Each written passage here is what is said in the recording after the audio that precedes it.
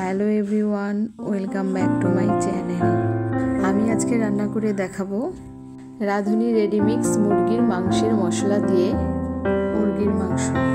আপনারাও খুব সহজেই এইভাবে তৈরি করে ফেলতে পারেন। তো চলুন দেখা যাক আমি কিভাবে এই রেসিপিটি তৈরি করছি।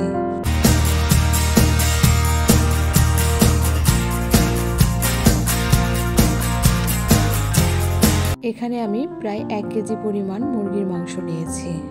এই রেসিপিটি আমি তৈরি করব পাকিস্তানি মুরগি দিয়ে। মুরগির মাংসগুলো আমি খুব ভালোভাবে ধুয়ে পরিষ্কার করে নিয়েছি। এখানে আমি 1 প্যাকেট রাঁধুনি রেডিমিক্স মাংসের মশলা নিয়েছি। আমি এখানে রাঁধুনি রেডিমিক্স মাংসের মশলার পুরো মশলাটা ব্যবহার করব না। 1 প্যাকেট মশলা থেকে 4 ভাগের মধ্য থেকে 1 ভাগ ব্যবহার করব। চুলায় একটি প্যান বসিয়ে নিয়েছি, প্যানটি গরম করে নিয়েছি। এরপরে প্যানের মধ্যে আমি 1 কাপ পরিমাণ তেল দিয়ে দেব।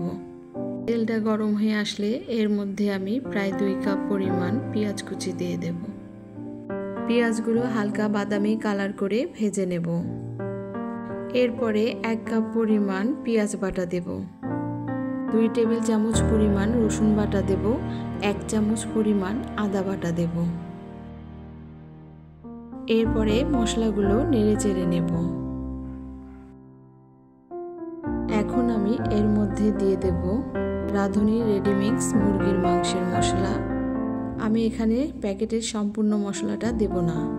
1 প্যাকেট মশলা থেকে আমি প্রায় 3 টেবিল চামচ পরিমাণ মশলা এখানে দিয়ে দিলাম। আর দিয়ে দিলাম 1 টেবিল চামচ পরিমাণ লবণ অথবা স্বাদ মতো লবণ। মশলাগুলো পেঁয়াজের সাথে ভালোভাবে মিশিয়ে নেব। পেঁয়াজের সাথে মশলাগুলো ভালোভাবে মেশানো হয়ে গেলে আমি এখানে সামান্য পরিমাণে জল দিয়ে দেব। মশলাগুলো নেড়ে চেড়ে নিয়ে এর মধ্যে আমি প্রায় 2 টেবিল চামচ পরিমাণ মরিচের গুঁড়া দিয়ে দেব। এখানে আমি রাঁধুনি প্যাকেটের মশলার পুরো মশলাটা আমি এখানে দেইনি, এজন্য আমি 2 চামচ পরিমাণ মরিচের গুঁড়া দিয়ে দিয়েছি।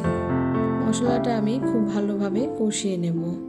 এখন এর মধ্যে আমি 3-4টা দারচিনি, 3-4টা এলাচ, 3-4টা লং দিয়ে দিচ্ছি। আর 3-4টা তেজপাতা ছিঁড়ে দিয়ে দিচ্ছি। এরপর মশলাগুলো আরও ভালোভাবে কষিয়ে নেব। কষানো হয়ে গেলে এর মধ্যে আমি একে একে মুরগির মাংসগুলো সব দিয়ে দেব। মাংসের সাথে মশলাগুলো মিশিয়ে নেব। এরপরে আমি 1 চামচ পরিমাণ লবণ দিয়ে দেব। লবণটা আপনারা আপনাদের স্বাদ অনুযায়ী দিয়ে দিতে পারেন। এখন মাংসগুলো আমি খুব ভালোভাবে নেড়ে চেড়ে নেব। মাংসগুলোর মধ্যে আমি 1 কাপ পরিমাণ জল দিয়ে দিলাম।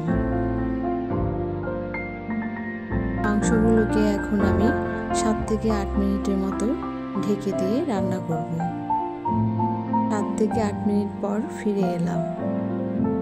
মাংসগুলো থেকে অবশিষ্ট অনেকটাই পানি বের হয়েছে। এখন এর মধ্যে আমি 2টো রসুন দিয়ে দিলাম। আর দিয়ে দিলাম কিছু সংখ্যক কেটে রাখা আলু। রসুন আর আলুগুলো মাংসের সাথে ভালোভাবে নেড়ে চেড়ে নেব। এরপরে ঢাকনা দিয়ে ঢেকে রাখবো আরও 8 থেকে 10 মিনিটের জন্য। 8 থেকে 10 মিনিট পরে ফিরে এলাম। এখন মাংসগুলোকে আমি অনবরত নাড়তে থাকবো। অনবরত নাড়তে থাকার পরে মাংসগুলোকে আমি ভালোভাবে কষিয়ে নেব। মাংসগুলো ভালোভাবে কষানো হয়ে গেলে এর মধ্যে আমি 1 গ্লাস পরিমাণে পানি ঢেলে দেব। মাংসগুলো নেড়ে চেড়ে নিয়ে আমি আরও 4 থেকে 5 মিনিটের জন্য ঢাকনা দিয়ে ঢেকে রাখবো ঝোলটা গাঢ় হওয়ার জন্য। 4 থেকে 5 মিনিট পর ঢাকনাটি খুলে নিলাম। এই পর্যায়ে মুরগির মাংসের ঝোলটা গাঢ় হয়ে গিয়েছে। এরপরে মুরগির মাংসটি আমি একটি পাত্রে নামিয়ে নেব। খুব সহজেই তৈরি হয়ে গেল আমার রান্না করা রাঁধুনি রেডিমিক্স মুরগির মাংসের মশলা দিয়ে মুরগির মাংস। আশা করছি আমার এই রেসিপিটি আপনাদের ভালো লেগেছে। যদি ভালো লেগে থাকে তাহলে অবশ্যই লাইক, কমেন্ট এবং সাবস্ক্রাইব করবেন।